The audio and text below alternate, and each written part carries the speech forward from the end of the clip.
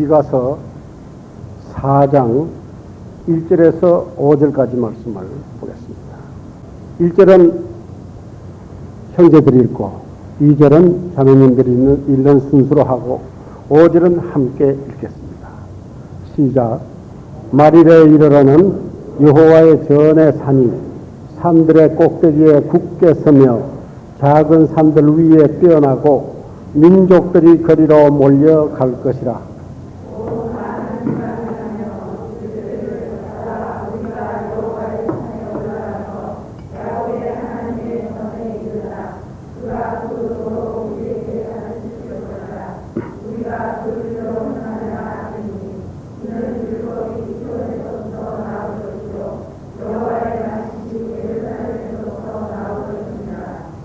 그가 많은 민족 중 심판하시며 먼 곳 강한 이방을 판결하시리니 무리가 그 칼을 쳐서 보습을 만들고 창을 쳐서 낫을 만들 것이며 이 나라와 저 나라가 다시는 칼을 들고 서로 치지 아니하며 다시는 전쟁을 연습하지 아니하고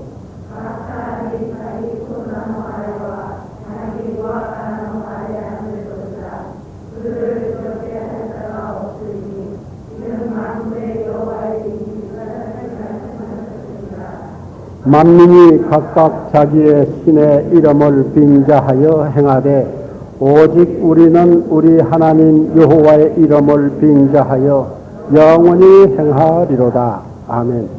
기도하겠습니다.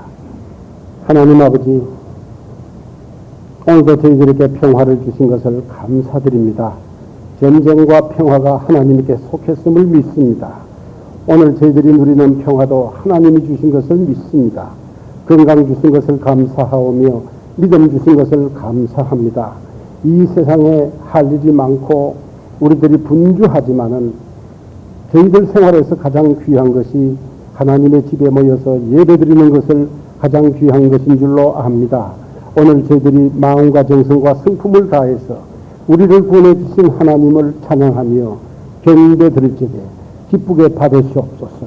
오늘 또 봉독한 말씀으로 성령께서 감화감동해 주시고 오늘 여기에 모인 무리들을 배불리 먹여 주시옵기 원합니다. 아직도 구원받지 못한 영혼들이 있으면 이 시간을 통해서 구원해 주옵시고 또 이 말씀을 통해서 저희들의 믿음을 깨워주시고 성령과 진리로 충만하며 다시 오실 예수님을 머리를 들고 바라보는 믿음을 갖게 하여 주시옵기 원합니다. 오늘 특별히 한 분 오셨습니다. 한 분이라도 온 천하보다도 귀합니다. 오늘 말씀을 듣고 구원에 이르도록 인도해 주시옵소서. 우리들이 오늘 들어올 때 모습과 나갈 때 모습은 완전히 다르게 해 주시옵소서. 축복해 주옵소서. 예수님의 이름으로 기도하옵나이다. 아멘. 자리에 앉으십시오.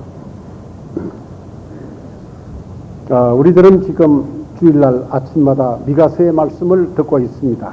미가서는 아주 확실하고 분명한 예언들이 몇 가지 기록되어 있다고 말씀을 드린 바 있습니다. 우리들이 함께 그동안 들은 바 미가 선지자의 예언은 첫째, 이스라엘 민족들이 멸망한다고 하는 예언이었습니다. 이 예언은 기원전 722년 아수로 제국이 쳐들어오고 또 658년 바벨론 제국이 쳐들어옴으로써 또 그 후 히랍 제국 또 비잔틴 제국 차례차례로 들어와서 짓밟음으로써 사실상 기원전 400년에 이스라엘 민족들은 멸망한 백성들이었습니다. 우리 미가서 4장 9절에도 있지만은 이제 네가 어찌하여 부르짖느냐 너희 중에 왕이 없어졌고 네 모사가 죽었으므로 네가 해산하는 여인처럼 고통하느니라. 이스라엘 민족들이 어떻게 짓밟혔던지 간에 왕도 없어졌고 또 모사도 지도자도 없어졌다고 말씀을 합니다. 예수님 오실 적에 바로 그런 상황이었습니다. 예수님 오실 적에 유다 왕이 없지 않았습니까? 네, 그만큼 짓밟혔습니다. 이것은 과히 멸망이라고 해도 조금 더 잘못이 없습니다. 그래서 이 시기를 이스라엘 민족들은 암흑시기라고 합니다. 두 번째 예언은 메시아께서 베들레헴에서 탄생하실 것을 우리 미가 선지자는 예언을 하셨습니다. 700년 전에 예언을 하셨습니다마는 우리가 볼 때에는 2000년 전에 예수님은 이 세상에 정확하게 베들레헴에서 탄생하시고 이 세상에 오셨습니다. 미가서에 기록되어 있는 세 번째 예언은 무엇일까요? 그것은 오늘 미가서 4장에 기록되어 있습니다. 4장에 기록되어 있는 예언은 두 가지를 의미합니다. 첫째는 이스라엘 회복을 의미합니다. 1948년 고토를 회복하고 주권을 회복하고 독립국가 된 것을 말하는 것이 아니고, 그것은 이제 장차 회복될 그림자에 불과하고, 이제 예수 그리스도께서 이 땅에 공중에 재림하실 때 이스라엘 민족들이 완전히 회복을 합니다. 그 회복을 예언하고 있습니다. 이 4장 전장이 그렇습니다. 시간이 없어서 5절까지만 읽었습니다마는 미가서 7장 중에 이 4장은 이스라엘의 회복, 그리고 그리스도의 천년 왕국에 관해서 예언을 하셨습니다. 이 모든 것들은 예수님께서 이 세상에 재림하심으로써 순식간에 이루어질 예언들입니다. 그런데 오늘 이스라엘 회복과 만국 통치, 여러분 제목이 거창하지 않습니까? 이것을 적어도 아무리 요약하더라도 이스라엘 회복의 1시간, 또 만국 통치에 관해서 1시간은 요약을 해서 증거해야 하는데, 제가 지금 2시간 하면 여러분들 틀림없이 화를 낼 것입니다. 어떤 분들은 그냥 중도에 나갈 것 같아요. 그렇게 해드리고 싶지는 않고, 기술이 없습니다만은 40분 정도로 이것을 요약하고 싶은데 여러분들이 잘 따라오시기를 바랍니다. 네. 그래서 오늘 제목은 이스라엘 회복과 만국 통치, 예수님에 의한 만국 통치, 이런 제목으로 말씀을 드리고자 합니다. 첫 번째, 이스라엘 회복에 관해서요. 네. 여러분, 우리들이 구약을 읽으면 특히 예언서, 예레미야, 에스겔, 이사야, 또 쭉 소선지서 이런 것을 쭉 읽으면 읽으면 줄기가 두 가지 종류인 것을 발견합니다. 하나는 이스라엘 민족들이 멸망한다고 하는 예언입니다. 다른 하나는 무엇입니까? 그것은 이상해요. 이스라엘 민족들이 반드시 멸망한다고 예언을 하셔놓고 또 어딘가 가가지고는 이스라엘 민족들이 다시 구원을 받게 될 것을 말씀하고 있습니다. 그래서 구약을 읽으면 이스라엘 민족들이 구원받는다고 멸망한다는 것과 또 회복한다고 하는 두 가지 종류의 예언이 있기 때문에 실망하지 않고 또 구원에 이렇게 접하게 됩니다. 그래서 구약에는 그런 예언들이 모든 대선지서, 소선지서에 어디든지 없는 곳이 없습니다. 이스라엘 민족들의 멸망과 또 그들의 구원을 명암이 교차하는 식으로 꼭 그런 예언이, 두 종류의 예언이 붙어 다니는 것을 볼 수 있습니다.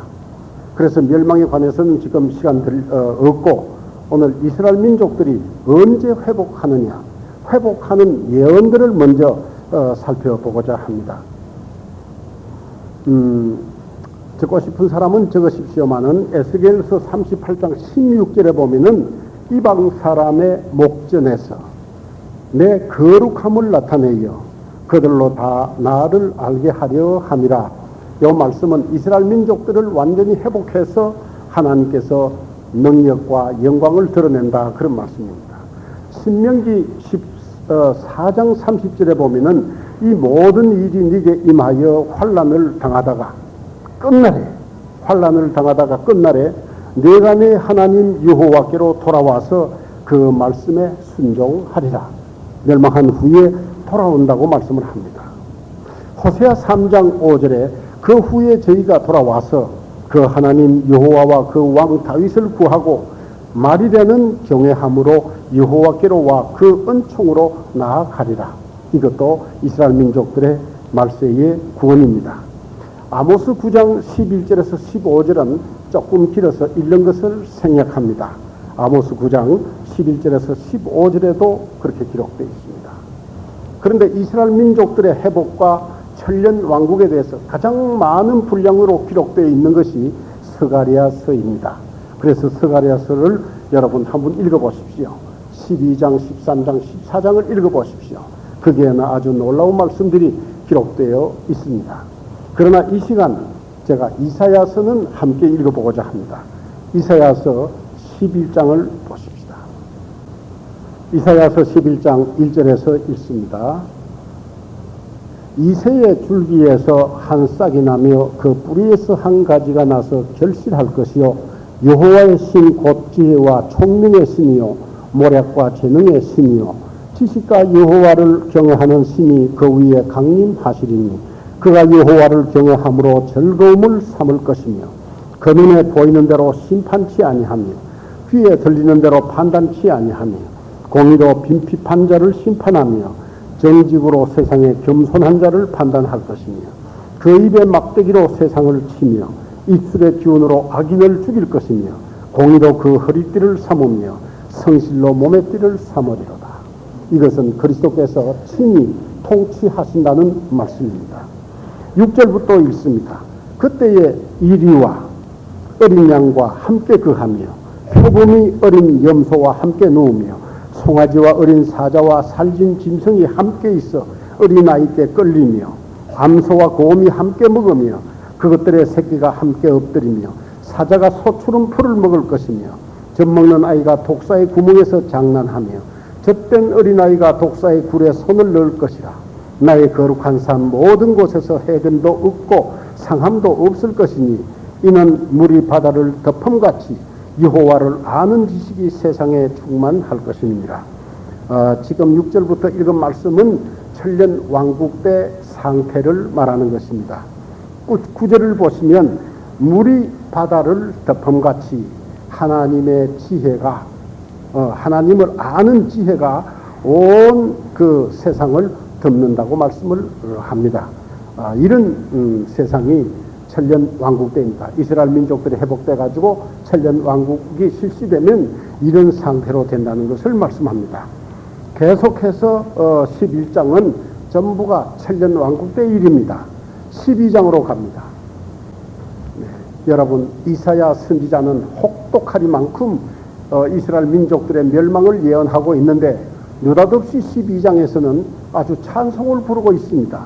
네, 12장 그날에 네가 말하기를 여호와여 주께서 전에는 내게 노하셨사오나 이제는 그 노가 쉬었고 또 나를 아니하시오니 내가 주께 감사하겠나이다 할 것이니라. 보라 하나님은 나의 구원이시라. 내가 의뢰하고 두려움이 없으리니 주 여호와는 나의 힘이시며 나의 노래시며 나의 구원이시리라. 그러므로 너희가 기쁨으로 구원의 우물들에서 물을 기르리로다. 그날에 너희가 또 말하기를 여호와께 감사하라. 그 이름을 부르며 그 행하심을 만국 중에 선포하며 그 이름이 높다 하라. 여호와를 찬양할 것은 극히 아름다운 일을 하셨음이니 온 세계에 알게 할지어다.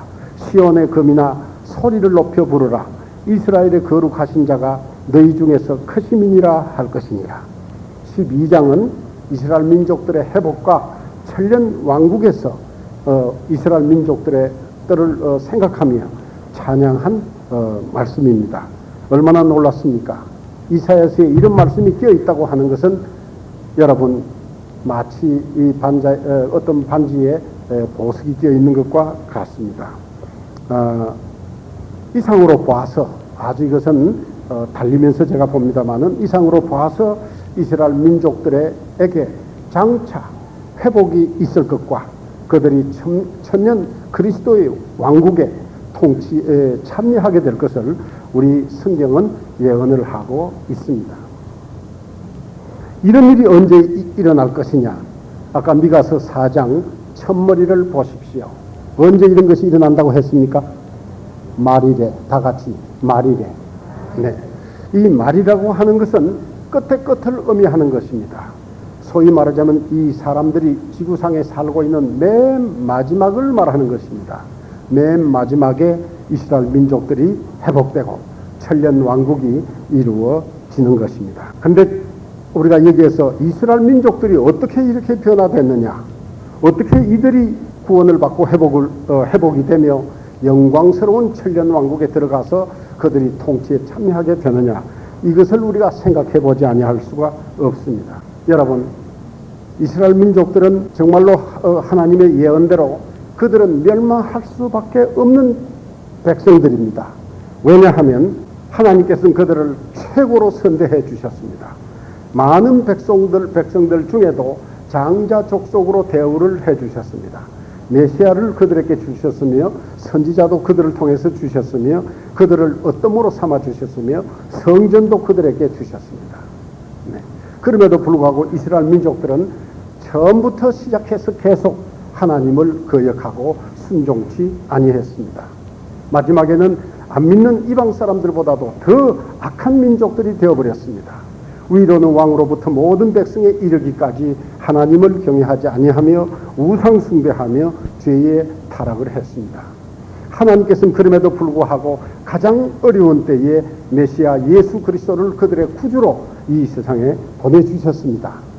그럼에도 불구하고 그들은 그들의 메시아를 환영하며 영접하지 아니했습니다. 예수님을 비웃고 조롱하며 핍박하며 결국에는 십자가에 못 박아 죽였습니다. 그래서 하나님께서 이들을 벌주고 온 세상에 흩어버렸습니다. 그것이 언제부터입니까?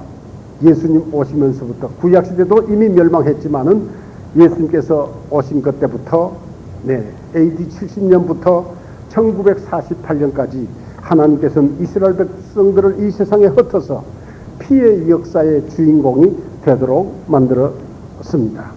그러나 1948년 5월 18일에 14일에 그들은 고토를 회복하고 지금 이스라엘 민족이 되고 있습니다. 그런데도 불구하고 지금도 이스라엘 민족들은 소수만 제외하고 소수의 사람만 제외하고 이스라엘 민족들은 여전히 구원받지 못한 상태에 있습니다. 지금도 예수는 이단의 괴수라고 믿고 있습니다. 아니면 잘못된 선지자 중에 한 사람으로 믿고 있습니다. 저들은 예수를 믿지 않고 있습니다. 그래서 하나님께서 이스라엘 민족들과 끝까지 이제 복음의 시기가 지나면 이스라엘 민족들을 중심으로 이 세상에 대환란을 보내서 환란을 당하게 하시는 것입니다. 요한계시록은 7의 숫자로 기록이 되어 있습니다. 그래서 전부가 7입니다. 그래서 이 대환란이 7년으로 믿고 있습니다. 우리들, 저도 그렇고 근본주의자들은 7년으로 믿고 있습니다. 그래서 이것을 뭐라고 말하느냐 하면 7년 대환란이라고 합니다. 다 같이 7년 대환란. 한 번 더 7년 대환란. 네, 7년 대환란이 이 세상을 허락해 주시는 것입니다. 이것은 하나님의 계획입니다. 사람들이 이런 대환란을 오지 못하도록 막을 수가 없습니다. 우리가 어떠한 세월이 오든지 우리는 속절없이 그대로 당할 수밖에 없듯이 이 7년 대환란이 지금 다가오고 있습니다. 네. 이 7년 대환란은 이스라엘 민족들을 환란받게 하는 것입니다. 왜냐하면 이스라엘 민족들이 그리스도를 십자가에 못 박았고 복음을 배척했습니다. 그리고 얼마나 많은 사람들을 죽였습니까? 우리 사도행전 보십시오. 그 당시만 해도 수많은 사람을 죽였습니다. 이스라엘 민족들은 예수와 또 모든 사도들과 수많은 그리스도인들을 죽였습니다. 뿐만 아니라 이 세상 안 믿는 사람들 모두 이 대환란에 들어갑니다. 복음을 듣고도 안 믿는 사람들은 교회를 핍박한 그런 죄인들입니다.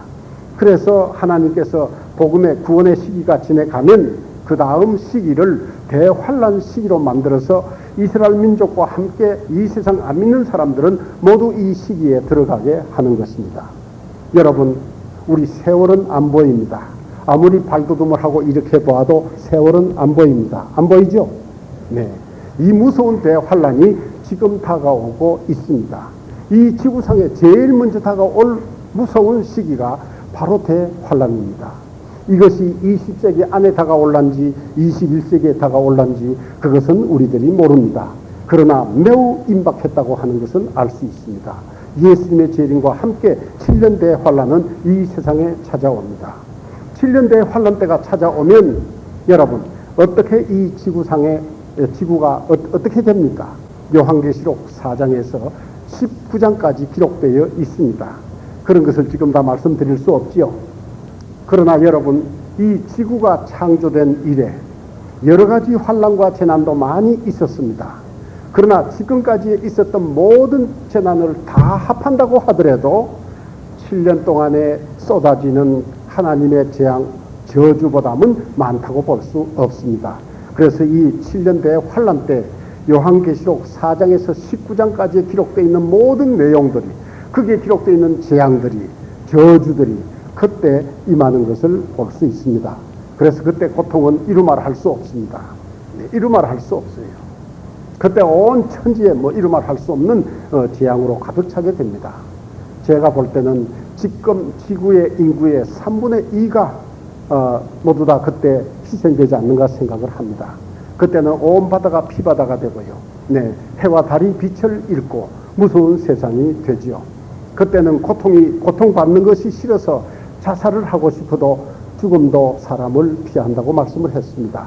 얼마나 철두철미하게 저주의 기간인가를 우리들은 알 수 있습니다. 이스라엘 민족들은 이런 대환란에 들어가게 되는 것입니다. 그러나 여러분들 걱정하실 필요가 없습니다. 왜냐하면 예수 믿고 구원받은 사람들은 예수님께서 공중 재림하실 적에 우리들은 홀연히 전부 다 부활하고 변화해서 들림을 받고 공중에 올라가서 주와 함께 7년 동안 있게 됩니다. 좋죠? 네. 그래서 이제 그 다음에 7년이 지나면 예수님과 함께 지상에 임하게 되는 것입니다. 그래서 이 세상에는 7년 대환란에 들어가는 사람은 한 사람도 구원받은 사람이 없습니다. 심지어 세상을 떠난 사람도 없습니다. 전부가 구원받고 들림을 받고 믿지 않는 사람만이 이 세상에 들어가게 되는 것입니다. 이런 것이 어디에 있느냐? 이것이 데살로니가 후서 1장에 보면은 하나님의 공의의 심판이라고 말씀을 했습니다. 복음을 위해서 구원받고 수고한 사람은 공중에서 쉬게 하시고, 예수님을 핍박하고 그리스도인들을 핍박한 불신자들은 이 대환란에 들어가게 하시는데, 이것이 공의의 심판입니다. 데살로니가 후서 1장 5절에서 9절에 있습니다. 그런데 여러분, 이 7년 대환란 7년 맨 마지막에 어마어마한 전쟁이 발생합니다. 그 전쟁을 안 믿는 사람도 다 알지요. 아마겟돈 전쟁이라고 합니다.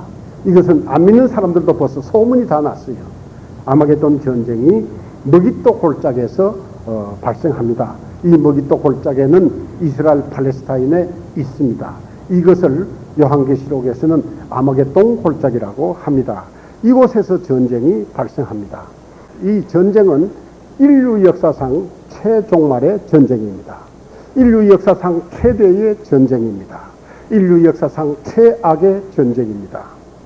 요한계시록 16장에 보면은 이 전쟁을 일으키기 위해서 온 세계에서 군인들이 전부 이곳에 모이는 것입니다. 요한계시록 16장에 보면은 동방에서도 중국을 포함해서 한국, 일본 모두 참전해서 그 머깃도 골짜기에 모이는 것을 볼 수 있습니다. 여기에는 수억만의 군인들이 모입니다. 왜 모일까요? 그것은 무슨 한이 맺혔는지 모르지만은 마귀 사단이 역사해가지고 세상의 군인들을 모아서 아마겟돈 골짜기에 모여서 이스라엘 민족들을 이 땅에서 전멸시키기 위해서 모이는 것입니다. 그러나 영적으로는 무슨 의미가 있느냐? 이스라엘 민족을 죽여야만, 없애버려야만 그리스도가 재림할 수 없습니다. 이스라엘 민족을 회복하기 위해서 오시니까요. 마귀 사단은 그래서 그리스도의 재림을 저지하기 위해서 이스라엘 민족들을 없앱니다. 그래서 온 세상 만국의 군인들을 모으는 것입니다. 이것이 아마겟돈 전쟁입니다. 이런 것이 스가랴서 또 여기저기에 전부 기록이 되어 있습니다. 그런데 여러분, 이 아마겟돈 전쟁 제일 마지막에 가가지고 아주 기적이 일어납니다. 여러분, 이것은 이스라엘 민족 온 세계의 망군인데, 여러분, 전쟁하면 승리가 어느 쪽에 있겠습니까? 우리의 상식으로는 이스라엘에 있지 않고 만국 군인들에게 있습니다. 그러나 여러분, 마지막에 공중에 재림하신 그리스도께서 여기에 개입을 하십니다. 예수님께서 직접 개입을 하는 것이 아니고 미가엘 천사를 동원해서 순식간에 쳐버립니다. 그런 것이 그때 그리스도께서 순식간에 개입을 해가지고 아주 전쟁을 완전히 역전시키고 승리를 이스라엘 민족들에게 안겨주시는 것입니다. 그때 이스라엘 민족들이 어떻게 될까요?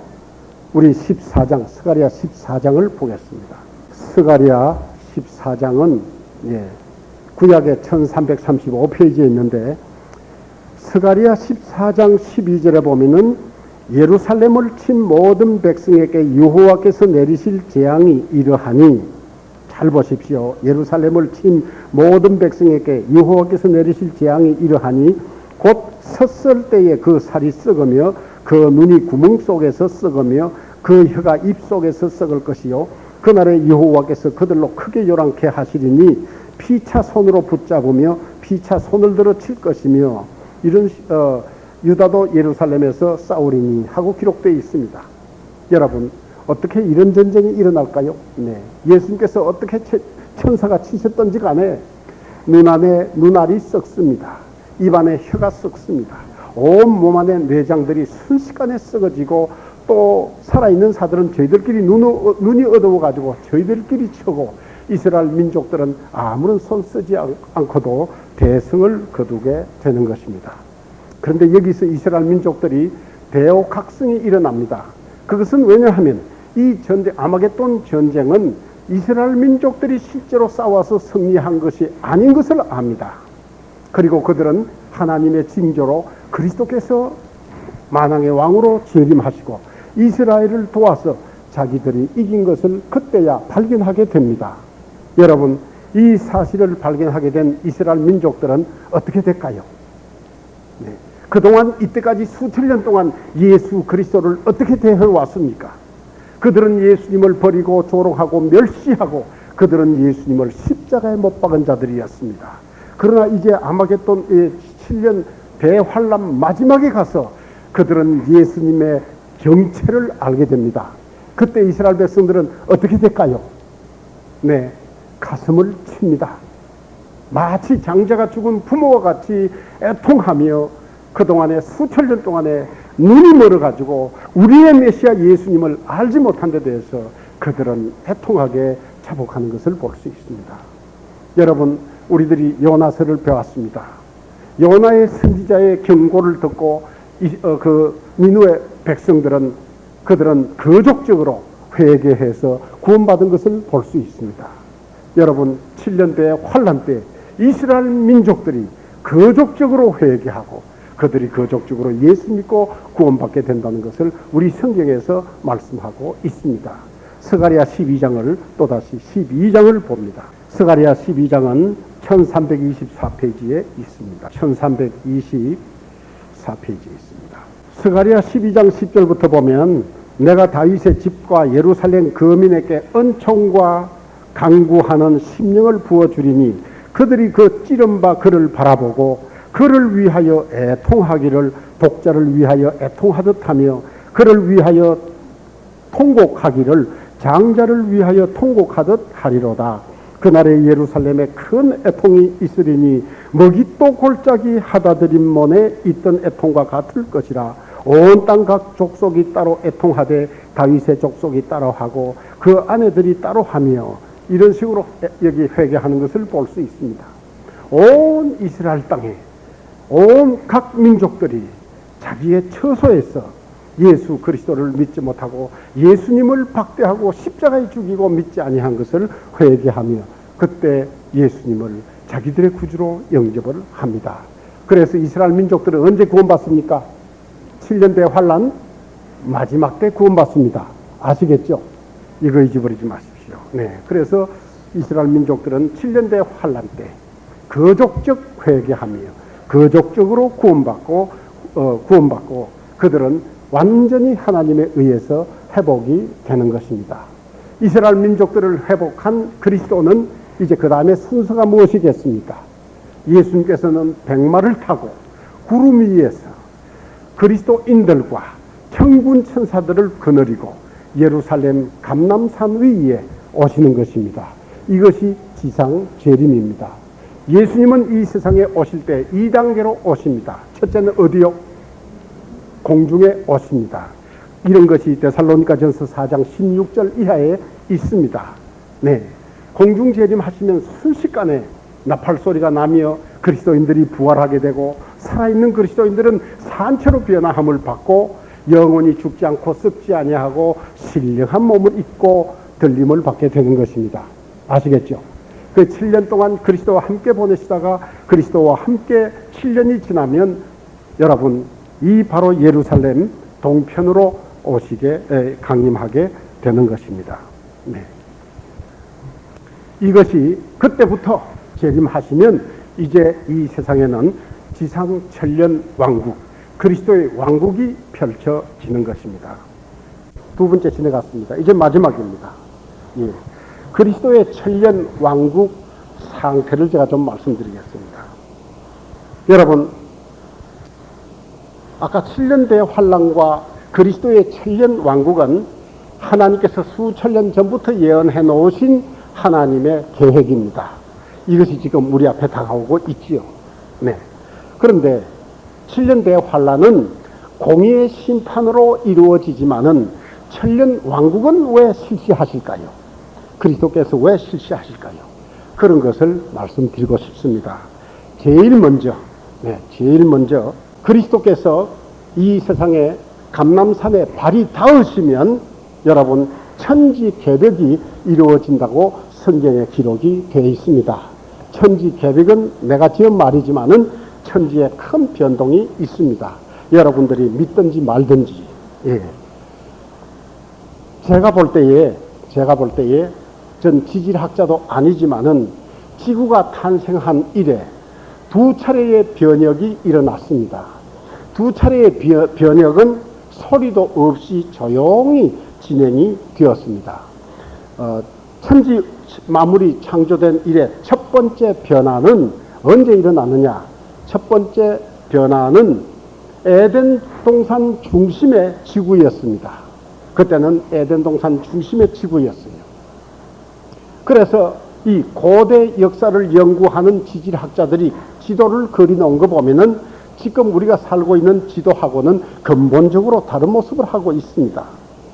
그래서 내가 추측하건대 제일 처음 이 지구의 지도는 에덴 동산 중심입니다. 여러분 창세기 2장을 보십시오. 에덴을 중심으로 그게 물에 근원이 있고 동서남북 온 세상이 이렇게 퍼져나가 있는 것을 볼 수 있습니다. 두 번째 세상은 언제 이루어지느냐? 아담과 하와가 죄를 범하고 추방되었습니다. 에덴 동산은 철폐가 되었습니다. 그 후부터 이 지구는 어떻게 변형이 되었느냐? 각 족속들마다 지구에 흩어져서 분산되어서 살 수 있게끔 지도가 분산이 된 것을 볼 수 있습니다. 다시 말하면 지구의 대륙들이 전부가 분산이 된 것이지요. 말하자면 오늘날 이 지구의 모습을 갖추게 된 것입니다. 특별히 창세기 11장에서 그때부터 그런 운동이 활발하게 이루어진 것을 볼 수 있습니다. 이것이 지구의 두 번째 변혁입니다. 네. 그래서 어떤 사람들은 지금 미국의 대륙 저 위로 알래스카 전부가 이것이 과거에는 한데 붙었는 땅덩어리로 이 얘기를 합니다. 이 사람들이 그리스도인이 아님에도 불구하고요. 이것이 세월이 흐름으로써 서서히 이것이 벌어진 것입니다. 그래서 태평양을 격하게 되고요. 그래서 온 인류는 이 땅에 각 족속들끼리 경계를 정하고 분산해서 살 수 있게끔 하나님께서 두 번째 지형을 변혁시켰습니다. 그런데 세 번째 변혁은 마지막 변혁이라고 제가 믿고 있습니다. 세 번째 변혁은 언제 일어나느냐? 이것은 그리스도께서 그리스도인들과 함께 예루살렘 감람산에 발이 닿자마자 이 지구의 변혁이 일어난다고 하는 것을 믿습니다. 그것은 여기 스가랴 14장에 기록되어 있습니다.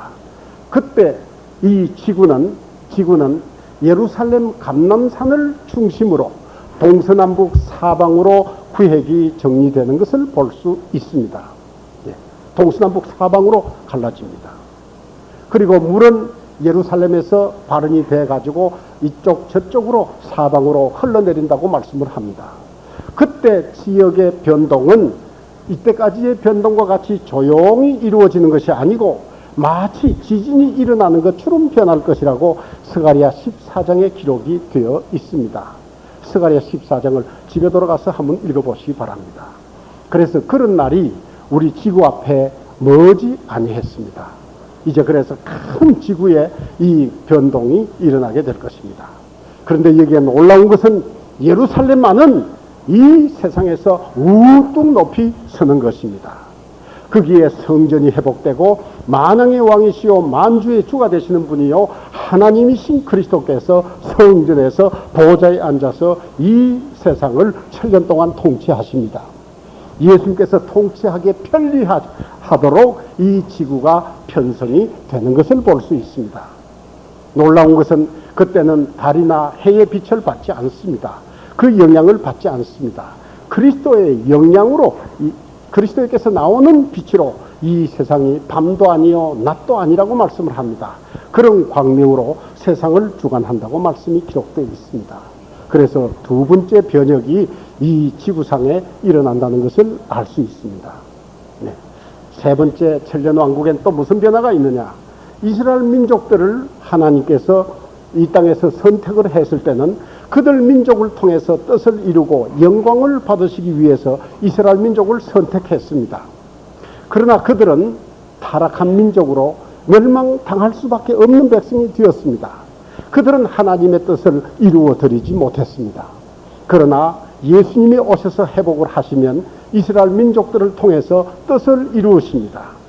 이스라엘 민족들 12민족은 예수님이 재림하시면 무엇을 할까요? 그들에게는 다시 모든 민족들이 옛날에 다윗과 같이 또 솔로몬 때와 같은 그런 그보다도 훨씬 완벽한 상태로 회복이 되는 것입니다. 그때 12민족들은 무엇을 할까요? 예루살렘 보좌에서 예수님께서 바라시는 모든 말씀을 모든 민족들에게 전달하는 역할을 하는 것입니다. 이런 일을 해서 하나님께 영광을 돌립니다. 그러면 천년 왕국 때 구원받은 여러분과 저는 무엇을 할까요? 네.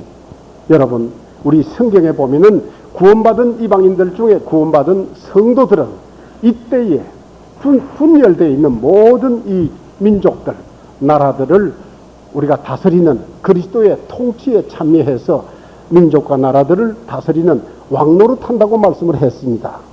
이스라엘 민족들도 말씀을 전달하는 일을 하니까 위대하고 거룩하고 놀랍지만은 우리 그리스도인들은 왕노릇한다고 말씀을 했습니다. 그러나 여기 있는 분들이 전부 왕노릇한다고 저는 믿지 않습니다. 이 세상에서 복음을 가지고 그리스도에게 죽도록 충성하고 복음의 종로를 잘한 사람들, 목숨까지 바쳐가면서 최선을 다한 사람들이 왕노릇할 것을 믿습니다. 그래도 동의하시니 참 용감하시네요. 네. 그래서 여러분 이 땅에 살 동안 여러분의 생의 초점을 어디에 맞춰야 되겠습니까? 잠시 있다가 없어지는 곳, 그리스도가 오시면 오늘이라도 들림을 받을 수 있는 우리들이 이 땅의 삶의 목적을 어디에 맞추고 살겠습니까? 돈입니까? 그러지 마십시오. 그것도 중요합니다. 돈 많이 쌓아서 뭐 할 겁니까? 네. 옛날에 롯의 아내는 하나님께서 빨리 피하라고 그랬는데 거기에 쾌락과 거기에 재물이 아까워서 아이고 저런 하다가 소금 기둥이 됐어요. 여러분, 우리들에게 먹고 살 것이 있으면 그것으로 족한 줄 아시기 바랍니다. 우리의 시간과 우리의 재물과 우리의 능력과 우리의 모든 것을 복음 전도에 여러분 힘쓰시기 바랍니다. 그리스도는 공의의 하나님이십니다. 그래서 천년 왕국 때 천년 동안 그리스도와 함께 왕노릇하기 원하시면 이 세상에서 복음의 종로로 타시기를 바랍니다. 네. 아멘 안 하죠, 이게? 네. 그래서 그 이스라엘 민족들은 회복돼서 말씀의 전달자가 되고 그리스도인들은 통치에 참여하는 왕노릇을 하게 되는 것입니다. 이것이 우리 천년 왕국 때 할 일입니다. 그리고 천년 왕국 때 상태가 어떨까요? 상태가요. 네. 천년 왕국 때 상태는 아까 우리가 이사야 11장에 읽었습니다. 여러분, 그동안 인류는 오랫동안 유토피아 세계를 꿈꿔왔습니다. 공산주의가 우리에게 유토피아를 만들어 줄 것이냐, 민주주의가 지상낙원을 만들어 줄 것이냐, 많은 정치 이념을 가지고 정치를 실현해 봤습니다만은 다 지상낙원을 이루지 못했습니다. 그렇죠? 그렇죠? 네. 우리가 믿기에는 민주주의가 좋습니다. 그러나 이거 지상낙원을 이루지 못했습니다. 여러분, 문자 그대로 유토피아, 지상낙원, 그거는 그리스도께서 오셔서 진리와 공의로 통치를 하실 때 비로소 성취하시는 것입니다. 그리스도가 만왕의 왕입니다. 다른 왕은 존재하지 않습니다. 다른 지도자는 없습니다. 오직 그리스도만이 왕이십니다. 오직 그리스도만이 주가 되십니다. 이 그리스도께서 이 진리로 하나님의 공의로 통치를 7년 동안 해주십니다.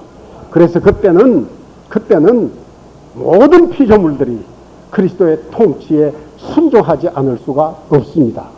사람은 두말할 것도 없어요. 아까 이사야 11장 보십시오. 짐승들도 순종합니다. 그렇죠? 그들도 악하고 사납고 독을 품을 수가 없어요. 네. 아기가 사나운 짐승들, 맹수들을 송아지를 끌듯이 끈다고 아까 말씀하지 않았습니까? 아기가 손을 독사구리에 집어넣어도 물지 않는다고 말씀을 했습니다. 그리스도가 왕노로 타실 때는 이 지구에는 죄가 없습니다. 이 세상에는 독도 없습니다. 그러므로 완벽한 평화의 나라가 되는 것입니다. 이것이 지상에 이루어진 천국입니다. 그리스도가 있는 곳이면 그 어디나 어디나 하늘나라요 천국입니다. 아멘. 내 마음에 있으면 내 마음이 천국입니다. 예수님이 이 세상에 계시면 이 세상이 천국입니다. 천국은 역시 천국이고요. 어디든지 그리스도가 있는 곳은 천국입니다. 예수 그리스도는 평화의 왕이십니다. 그러니 7년 동안 그리스도께서 왕노릇하는 곳이 얼마나 평화롭고 얼마나 즐거움이 있는 곳이겠습니까? 이런 세월 오기 바라죠. 네. 나무도 지식을 얻어가지고 예수가 하나님이요 만주의 준 줄 알고 절할 것입니다. 네. 그때 7년 동안 우리가 살게 됩니다. 그때는 죄도 없고 거기에는 거역도 없고 거기에는 사망도 없습니다. 그리스도가 왕노릇하는 곳입니다. 전 이런 날이 빨리 오기를 원합니다. 천국도 가고 싶지만은 천년 왕국에 들어가서 글쎄요 왕의 자리 차지할런지 그건 내가 모르지만 어쨌거나 가보고 싶어요. 이곳에 들어가고 싶어요. 네. 우리 모두 이곳에 들어가서 왕노릇하게 그리스도의 그 통치에 참여하게 되는 것입니다. 네. 이런 낙원, 이런 천국이 천년 왕국입니다. 얼마나 좋을까요? 네.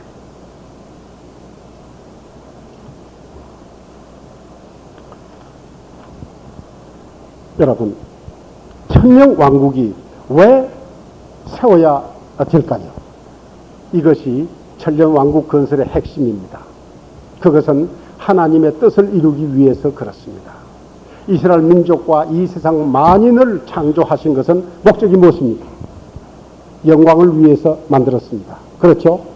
그러나 하나님께서는 구원받은 사람들 외에는 이스라엘 민족이건 이 세상 모든 민족이건 하나님께서 영광받지 못했습니다. 모두 다 죄로 인해서 타락했고 하나님을 거역했기 때문에 그렇습니다. 그러나 이 세상 만물의 마지막 때에 그리스도께서 오셔서 진리와 공의로 정복을 하고 하나님에게 바치는 것입니다. 아시겠죠? 네. 하나님께서 최초의 영광을 받으시기 위해서 창조하시지 아니했습니까? 이스라엘 민족과 모든 만물, 모든 피조물을 영광을 위해서 만들으셨습니다. 그러나 마귀 사단의 역사함으로 하나님 영광 받으시지 못했습니다. 그러나 이제 아들 예수 내가 이 세상에 왔습니다. 내가 공의와 진리로 만물을 정복했습니다. 7년 동안 보십시오. 죄도 없고 모두 다 만물이 하나님에게 영광을 돌리지 않습니까?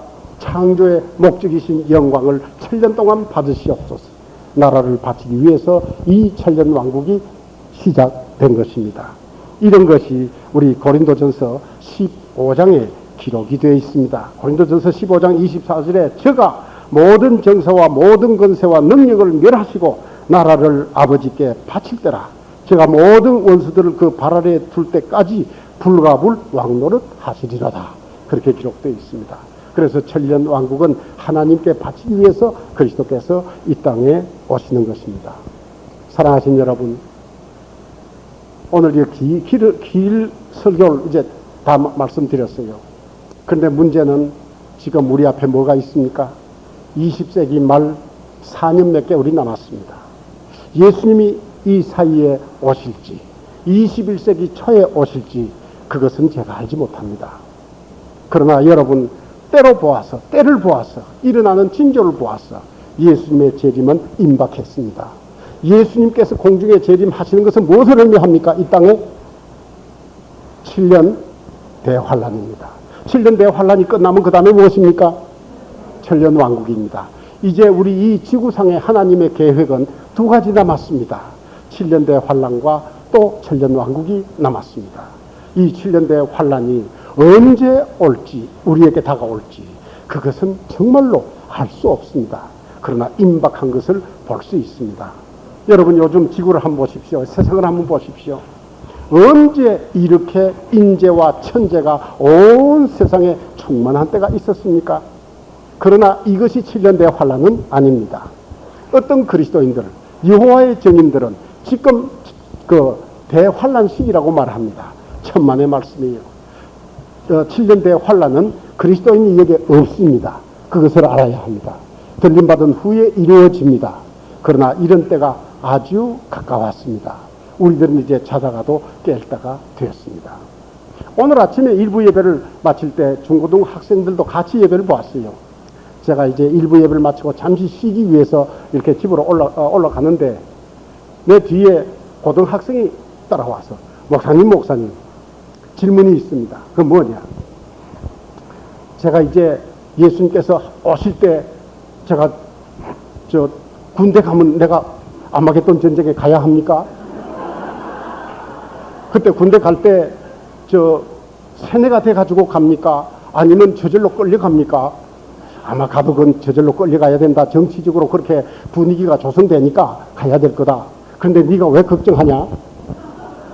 세뇌가 돼서 가든 끌려가든 네가 왜 걱정하냐? 구원받으면 될 거 아니냐? 구원받으면 그거 들어가지 않고 들림을 받는데 그 7년 대에 하려면 뭐 하려고 가려고 그러냐? 아, 그렇죠? 너 가서 똑같은 질문을 너 중고등부 교사하고 의논을 해서 너 구원 문제 해결해라. 그렇게 하고 말았어요.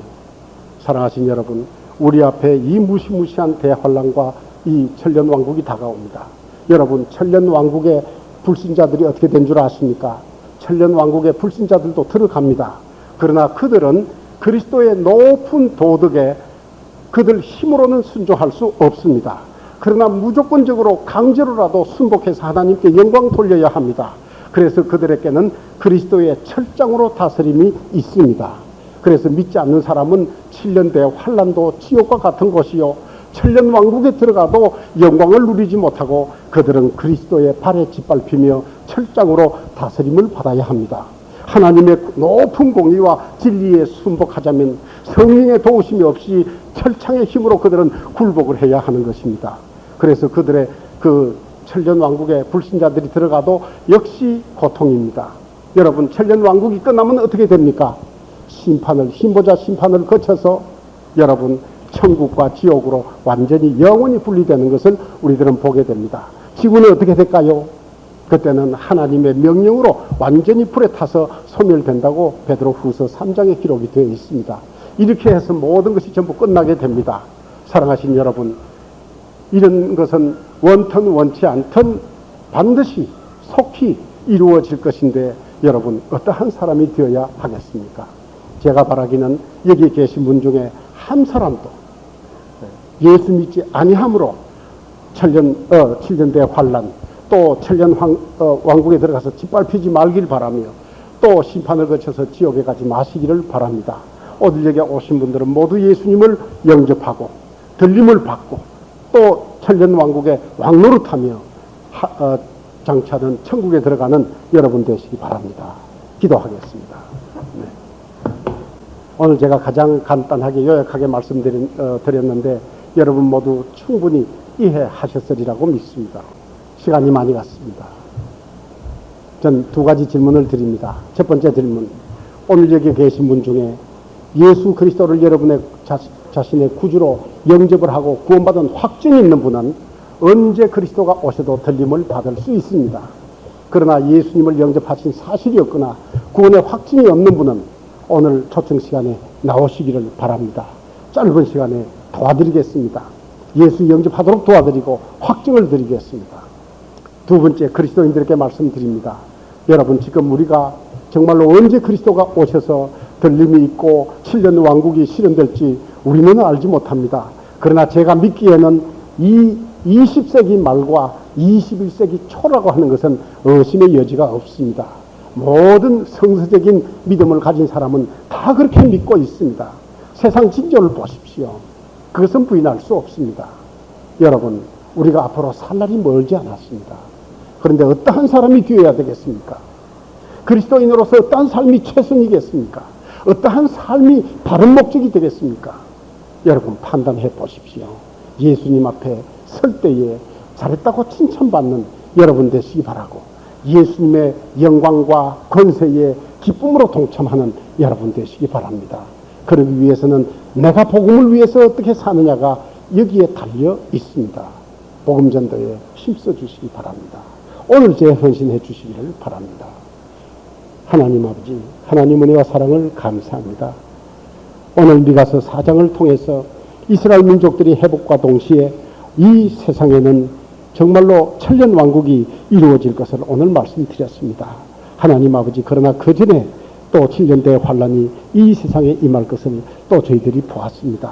하나님 아버지, 이제 이런 것은 원튼 원치 않든 우리 앞에 반드시 다가올 일들이지만은 우리들은 이런 세월을 앞으로 앞두고 살고 있는 우리로서 정말로 하나님 보시기에 합당하고 성서적인 생활하도록 저희에게 믿음을 주시옵소서. 오늘 구원받아야 할 분 구원해 주시옵소서. 이런 때 자다가도 깨어서 복음 전도에 죽도록 충성하다가 예수님 앞에 설 수 있게 해 주시옵소서. 초대 시간을 축복해 주옵소서. 예수님의 이름으로 기도하옵나이다.